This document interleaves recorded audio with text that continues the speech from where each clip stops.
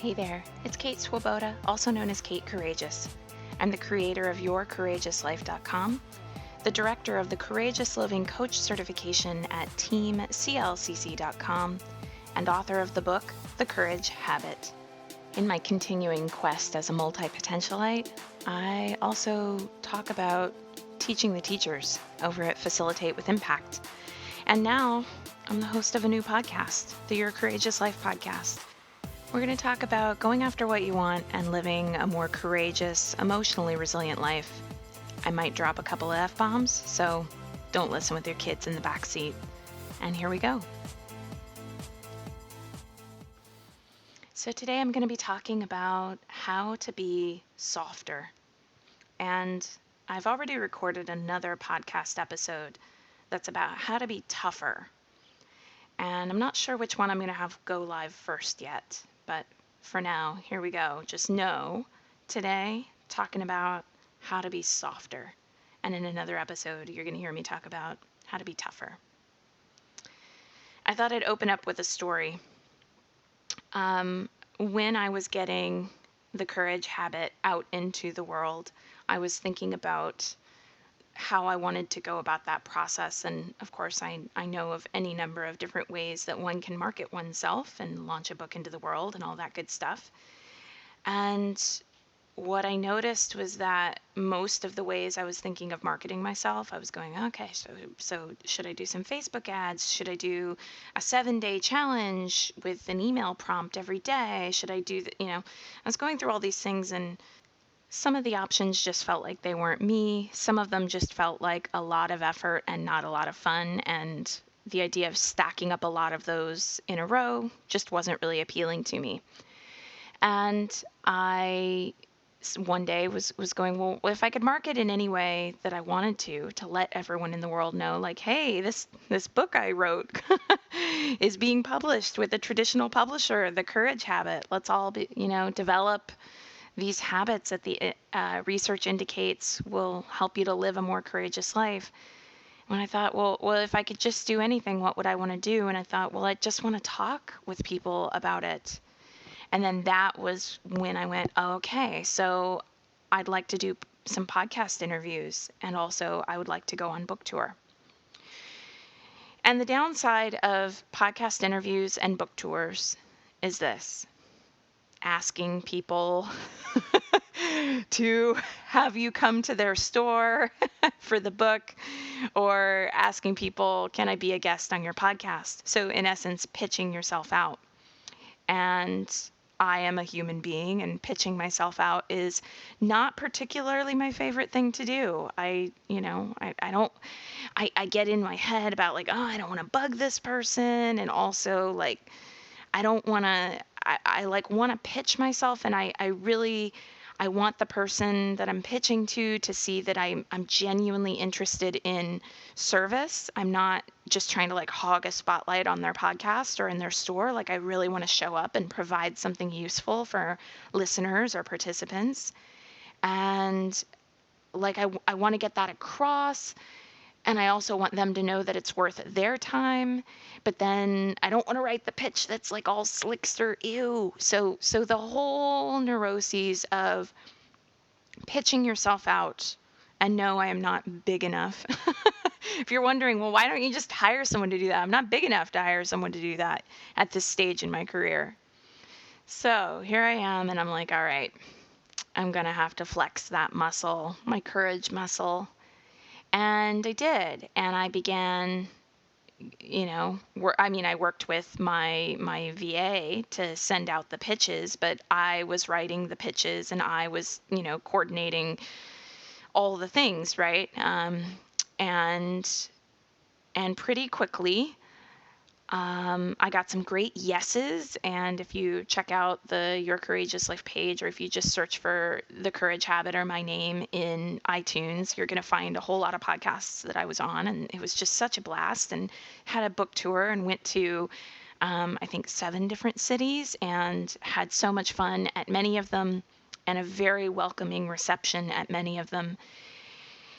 And also, there were some people who responded to the pitches that we sent out, podcast people stores that were decidedly unkind.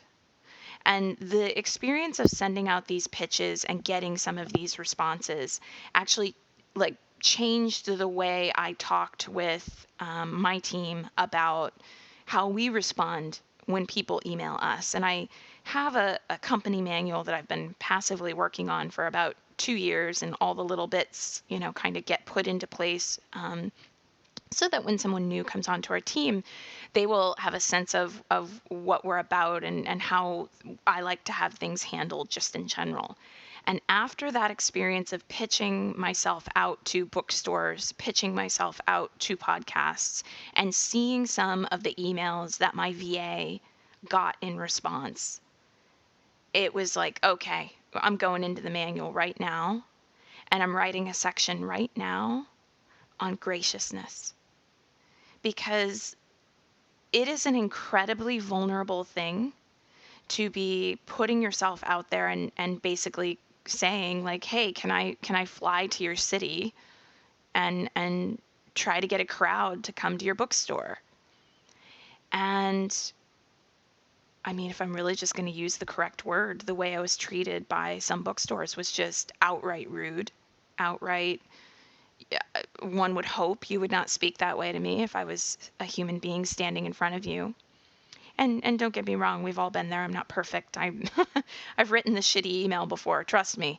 I've been the non-gracious person in my lifetime.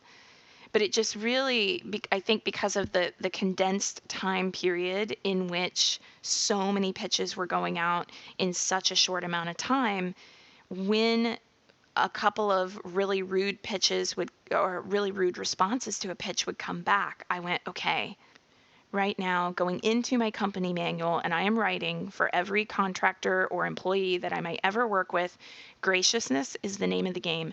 I don't care how stupid you think the question might be or how obvious you might think it be that the answer is right in front of somebody. You do not ever treat anyone who emails my company in a way that is less than gracious. And that was like top of the line. And so there I am, right? I'm going, okay, there's a need for softness here.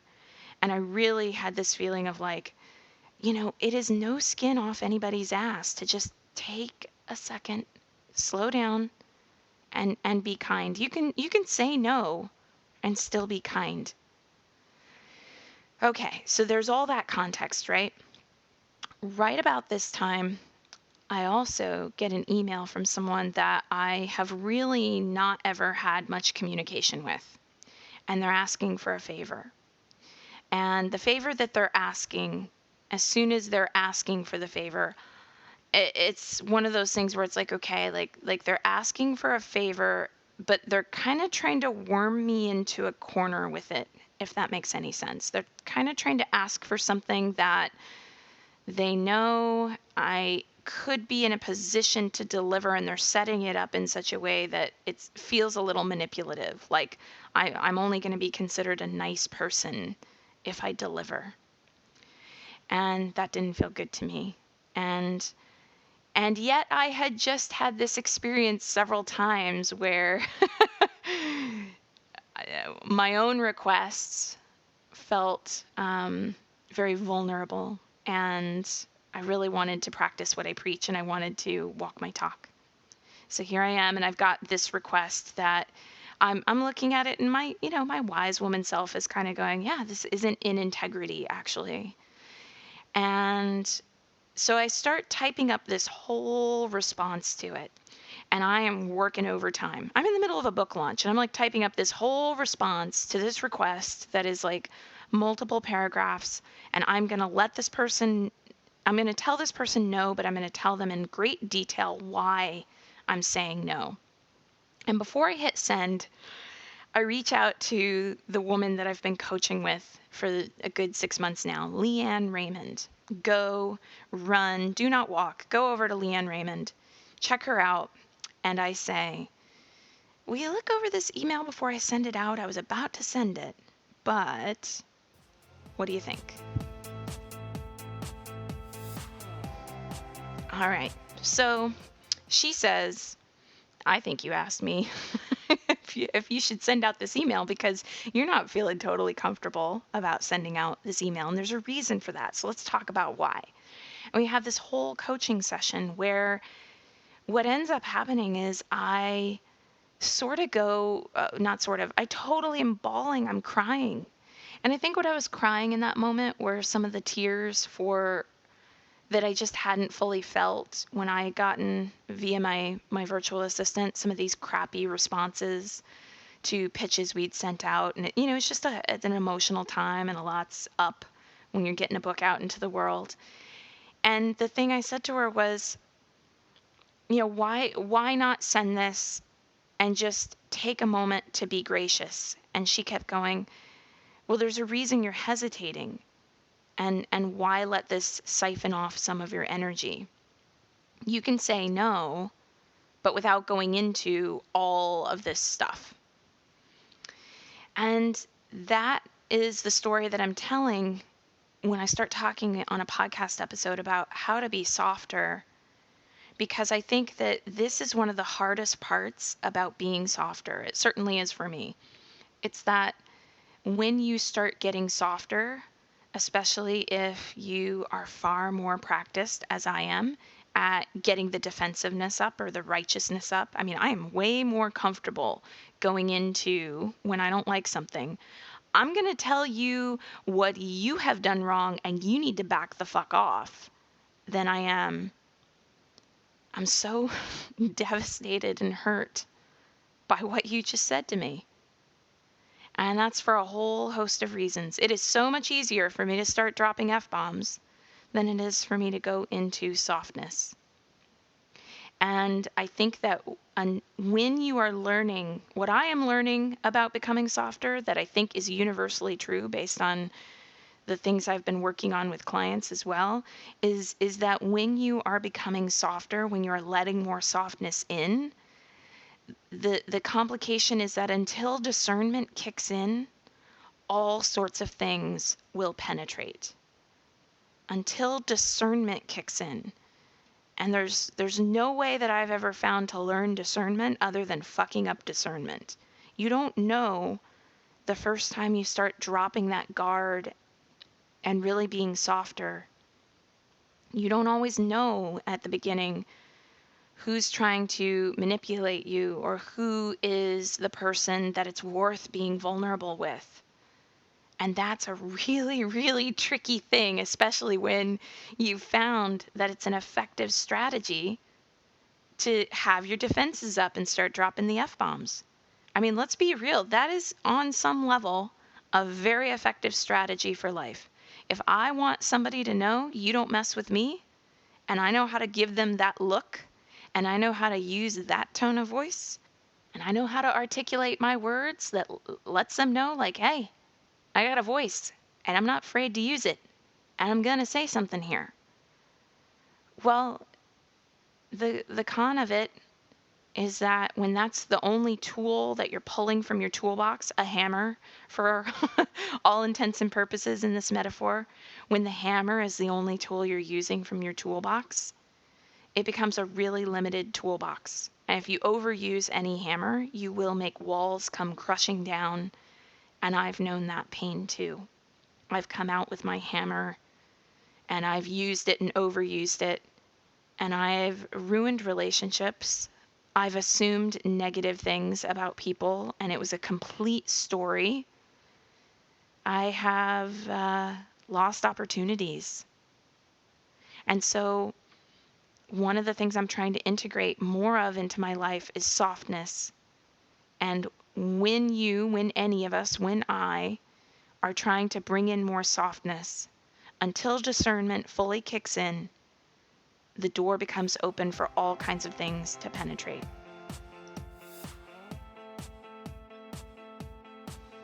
And by the way, I totally handled the email. So if anybody who emailed me during my book launch period is now wondering, was it me? No, wasn't you.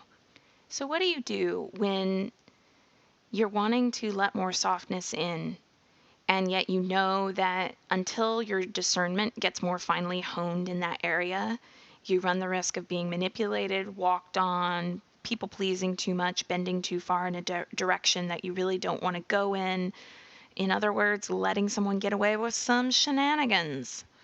Well, I have a couple thoughts about that. So before I get into that, though, I have this quote that just really penetrated my heart. And it's by Neil Gaiman. I think that's the correct pronunciation, Gaiman. And it was from a commencement speech he gave. And it is, the moment you feel that, just possibly, you're walking down the street naked, exposing too much of your heart and your mind and what exists on the inside, showing too much of yourself, that's the moment you may be starting to get it right. I love that. The moment you feel that, just possibly, you're walking down the street naked, exposing too much of your heart and your mind and what exists on the inside, showing too much of yourself. That's the moment you may be starting to get it right. So the reason that I bring up that quote is because it gives me something of a comfort.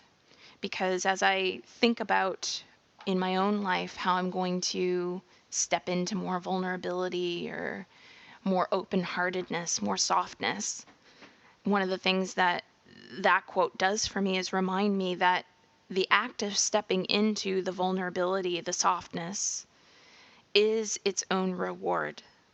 So yes, there is the possibility that as I'm learning my discernment, as I'm learning the difference between accommodating because that's what softness would do, and accommodating and I am just being a chump, as I learn that, if I get too hooked into trying to only do softness right, then I'm going to lose.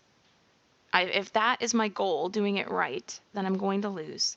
But if my goal is to simply be human, to risk exposing too much of my heart and my mind and what exists on the outside, the exposure in and of itself is the reward.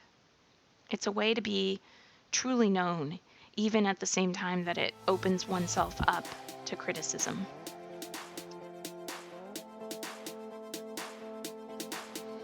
So I recently created on a wall in my office, I have a home office, I recently created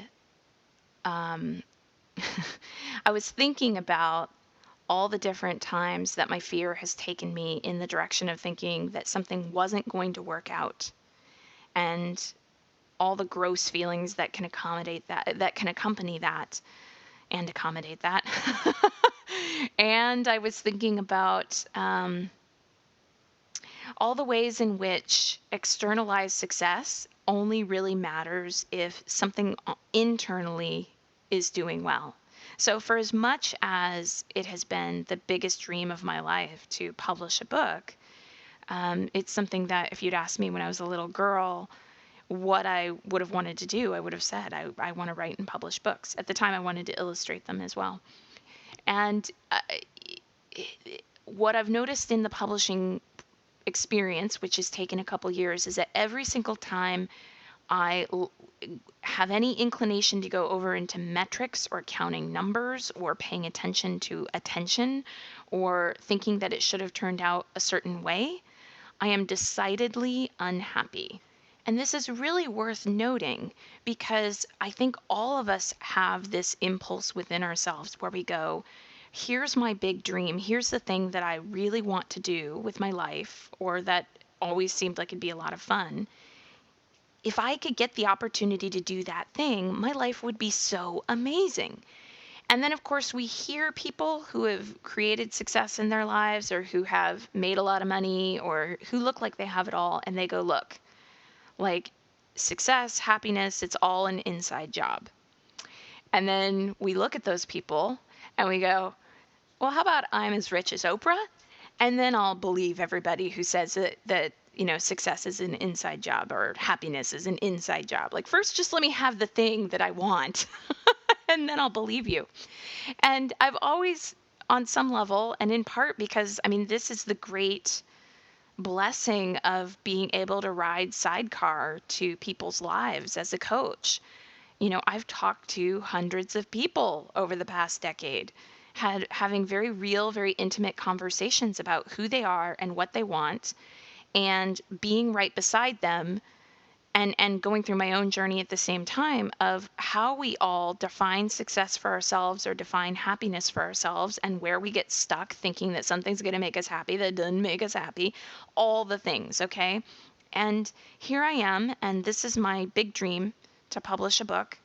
And anytime that it's not the act of publishing the book that makes me happy. That's not the part that actually makes me happy. The writing of it makes me happy.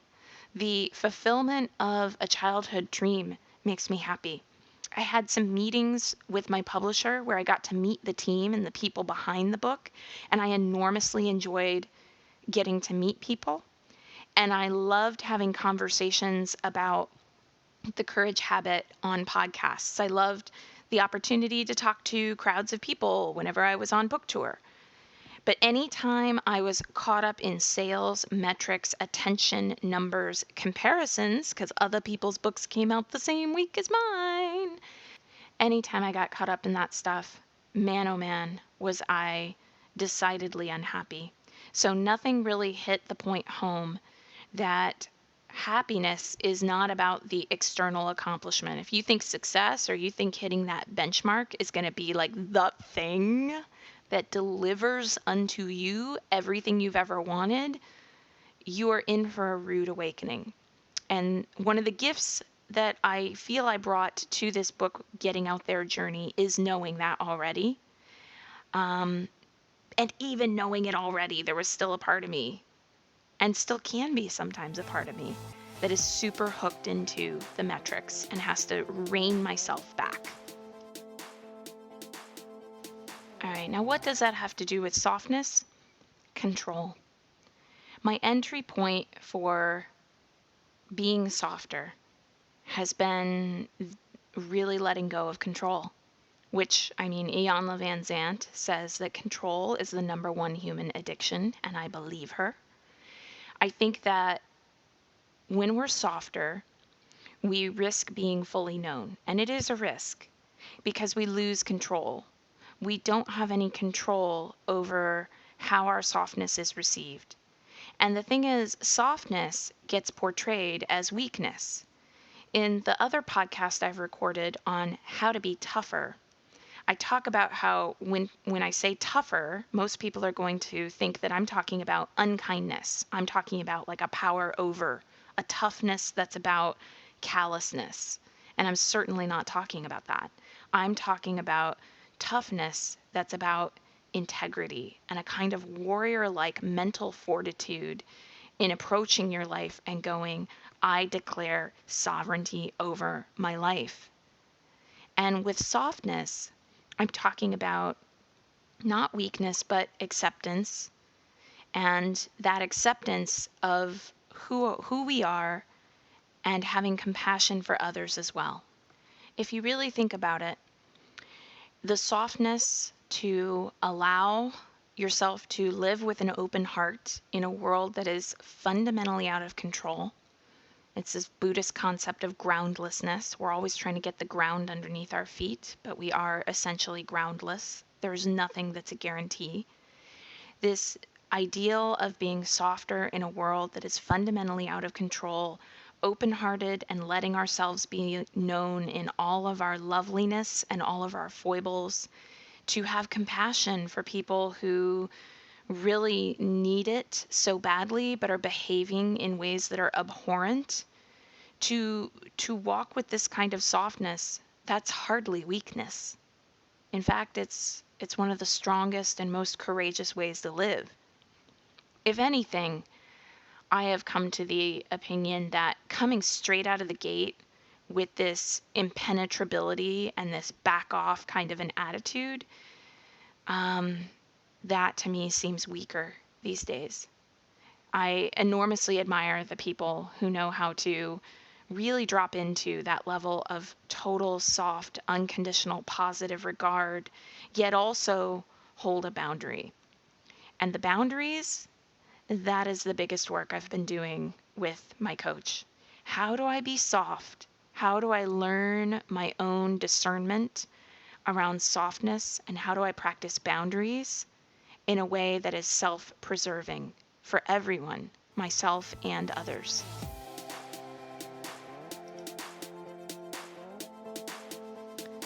So as it turns out, there are a couple things that are really relatable skills across the board, whether you're trying to move into more softness or move into being a little bit tougher. And one of those things is the mantra, everything is figure outable. Everything is figure outable. Like, think about this for a minute. Haven't you been taken advantage of before? Probably. And guess what? Everything is figure outable. You figured your way out of that. Haven't you failed before? Hopefully. Failure's not such an awful thing. Everything's figure outable. You're going to figure it out. So everything is figure outable has been one way that I've really tried to remember that even if moving into more softness feels like a newer skill for me, or it feels like it's easier to go to having the armor on, even despite that, remembering that everything is figure outable and that I will find my way through regardless of where the chips may fall has been enormously helpful. And something that I did recently that encapsulated that was, as I was getting caught up in the fear of what if this or that or the other didn't work out, was on a wall in my office, I actually made a list of the top things in my life that were risks of some kind that had worked out, or that somehow, seemingly without my own intervention, and I'll talk about unseen forces here in just a minute, but seemingly without my own intervention, it had worked out. I'd made my way through. First thing on that list, my husband. I mean, I don't know how I met that man. Given the patterns that I have had, I don't know how he stayed in those early years. We've been together for more than a decade now, and in those early years, I don't know how he stayed, other than he's incredibly strong as a person and incredibly compassionate and loving. My daughter, I mean, medically, the cards were stacked against me. The pain I felt about infertility and other associated autoimmune diagnoses, huge. Publishing a book, it happened. It happened. Lifelong dream, it happened. Buying our house in California, I mean, really, truly, like, the fates collided for us to be able to afford the house that we have. It's a house that we love. It's it's not the fanciest house on the block by any means, but it is one that we really love, and we feel very grateful for living here. Running my business, huge risk, but it's been a beautiful experience, and it's worked out. My first real coach, mentor, guru man, Matthew. Again, don't know how I got lucky enough to meet him, but he has been the teacher of a lifetime. Surviving my childhood. Sometimes I look at things that I've experienced and I go, wow. All the people who showed up at the exact right moment. My best friend Valerie. Life teaching me over and over how to trust my intuition. I get better and better and better at it all the time.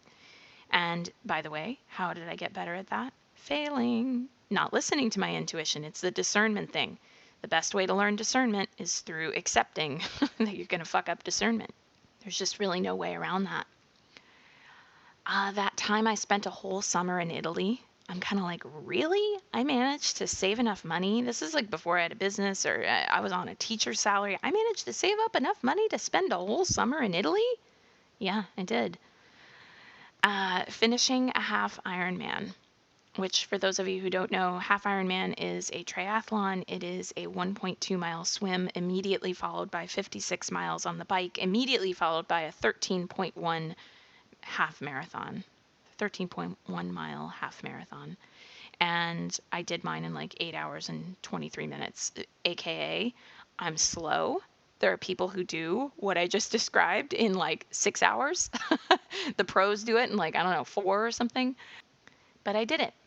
And the reason I have that on my list is because I have an autoimmune disease, and there are some very real impacts to my health at various times with that disease. And just the timing of even being able to do it, and the things that it's created and taught for me to be able to do it, to have the ability to do something like that feels like an incredible gift.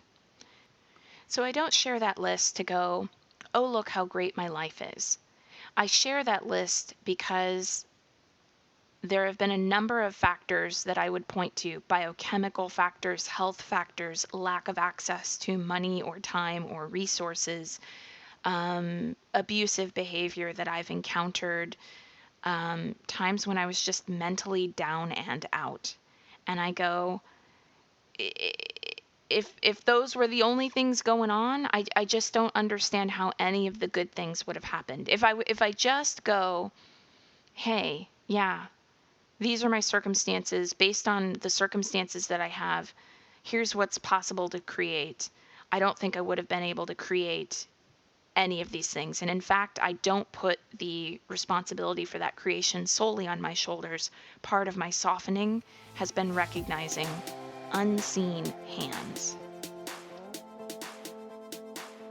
So what do I mean by unseen hands? Well, on some level, I don't know. I don't have an answer.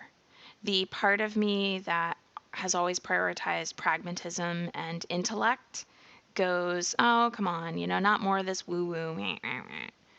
And yet I see the unseen hands that are a thread through my entire life and through many people's lives that I encountered. And what I specifically notice is that they appear all the time, and a lot of it's about whether or not I'm paying attention. My husband and I had some friends over for dinner earlier this year, and it was one of those kind of magical nights where we had planned to have 2 different nights with 2 different groups coming over, and then some plans got canceled, and then it was like, hey, everybody just converge on this one night. And so everybody converges on this one night. And one of the people who was there was Matthew, who I mentioned before, who has been my coach for a decade. And these other friends came over. And one of the things that we started talking about was manifesting. And one of my friends said, if you're really clear on manifesting, stuff comes to you. And I went, I don't like that. Like, of course I like it. I just feel like there have been all these times when I've been super clear on what I wanted and it didn't manifest. So I'm kind of going, and there are a lot of people who are very deserving who don't manifest. And I'm definitely not into like law of attraction. Even after this night, this anecdote I'm about to share with all of you, I'm not into law of attraction. So, okay, I'm talking about all this and I'm going, I have wanted this, that, or the other very deeply, very passionately. It hasn't happened that way. And sometimes that's really devastating for me. And what came out of that night was one of our friends saying, okay, maybe less outcome driven and more about asking to have a manifestation of clear direction. Asking to have a manifestation of clear direction. And that was something that really clicked into place for me, because I have had a lot of these experiences in my life, these like do Twilight theme, where it's just impossible that it worked out the way it did. It's just kind of crazy that it worked out the way it did. I mean, we are talking, had I not been standing at that street corner at that time, right at that moment, I would not have run into this specific person, and then this, that, and the other would not have transpired. And I know a lot of us have those stories, and a lot of scientists and very rational people say, well, that's just, like you're putting your attention there, so you start to see the signs and you make it mean something that it's not, and sometimes a cigar is just a cigar. Got it. And there's a way in which I find that as I soften, I see more and more of these, as I call them, unseen hands. And when my friend said, start really focusing on manifesting clear direction, that's when something clicked for me, because it suddenly occurred to me that there had been plenty of times in life where I had been really working to swim upstream. And so that's what I've started to pay attention to more. Less about, can I get this or that metric to appear in my life when I publish a book? Can I get this or that attention? Can I get this or that outcome? Can I get this or that invitation? Can I get, like, it's less about what can I get and more about just kind of putting it out there. Like, I'd really like to attend this program, and I'm going to apply to attend this program. And then if I don't get into the program, having the courage to soften rather than harden in response to that, and soften into going, this is my clear direction. I don't understand it. It doesn't make any sense to me, because in my mind, how I've got it all worked out is it should be happening this or that way. And let me tell you why. And you can probably even hear in the shift in my voice of going, and let me tell you why. And this is how it should happen. Like, there's a harshness that even enters when I start going for control. The softness is in going, if I don't get into that program, maybe it hurts my feelings, or I'm sad, or I have this like really normal human emotion. And how do I stay in, okay, clear direction? I didn't get in. And now what? Like, I don't need to make it mean anything. I don't need to make it mean anything. You, me, all of us, we don't need to make it mean anything. So that's another thing that I play with now. I don't need to immediately react and make it mean something. It's not that you never react. There are certain situations in life that certainly need reaction. But if you are trying to invite more softness into your life, I think that if there's a little bit of a lag time, a little pause that you can insert so that you're not immediately trying to react, something shifts and you go, okay, there's a place here where I want to respond to this differently, and my default would be to put all my defenses and my armor up, and I'm not going to do that this time. I'm just going to breathe. So really, we're talking about mindfulness. We're talking about not being in a rush to react and make this mean something, because in that rush to react and make something mean something, that's where the armor gets put on. Softness is never in a rush to be soft. Softness is never in a rush to defend. To be softer, to really move into the kind of compassion, kindness, self-compassion, compassion for others, kindness, self-kindness, kindness for others that I'm talking about, and the vulnerability of being known, we've got to resist the impulse to be in a rush to make some kind of meaning out of something that might not even be there. Instead, our focus has to be on how we can soften, and that means slowing down a little bit. So that's where I'm leaving us today. Thinking about softness, thinking about how you can look for clear direction instead of an emphasis on getting your outcome. Looking at how softness can be a way to start dropping control, to be known, to have more compassion, more self-kindness.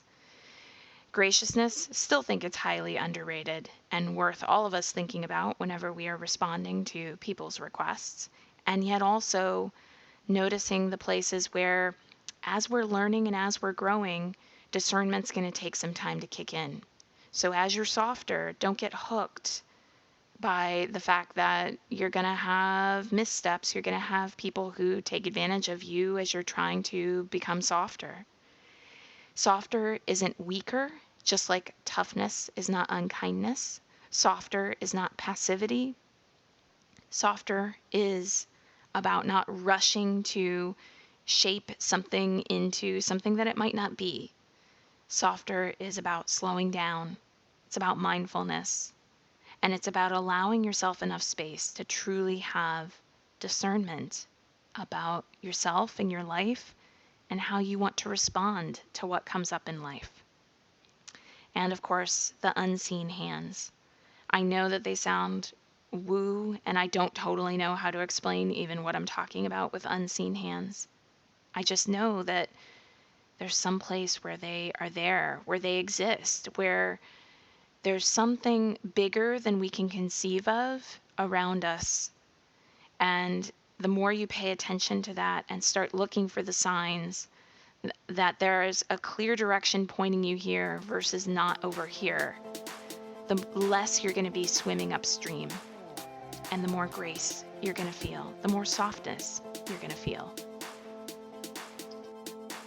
Thanks again for listening. You want to learn more about what I'm up to, head on over to yourcourageouslife.com/begin, where I can connect you with a courageous library full of resources.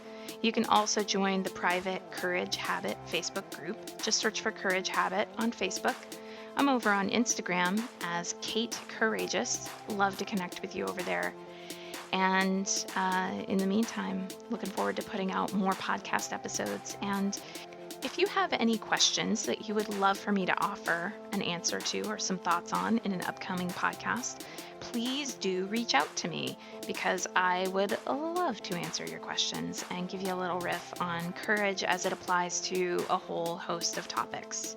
All right, thanks so much for being here, and here's to you living your vibrant, lovely, and courageous life.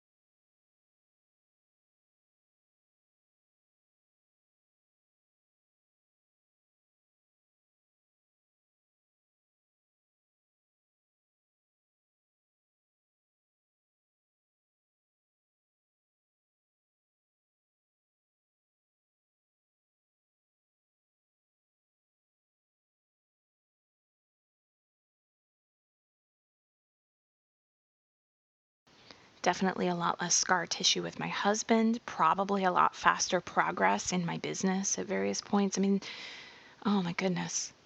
The benefits of that consciousness and asking myself, hey, hold on, before you say that, before you do that, before you hit press send, are you going to be proud of yourself?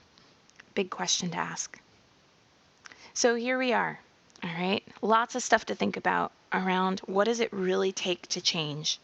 I would love to hear your thoughts on any of this. If you want to head over to the private Facebook Courage Habit group, that's mostly how I'm talking with people these days about this stuff.